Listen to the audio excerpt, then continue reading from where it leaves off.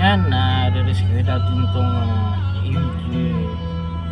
Nasira daw to, ayaw to makpo dahil pagkasira yung clutch. Yan muna natin.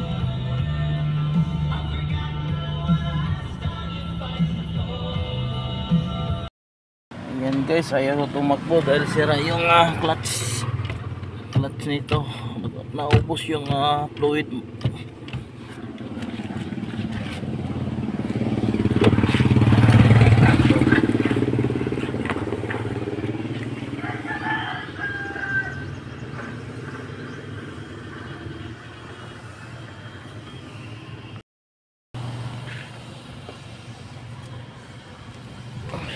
Sak yung secondary master. Ayan.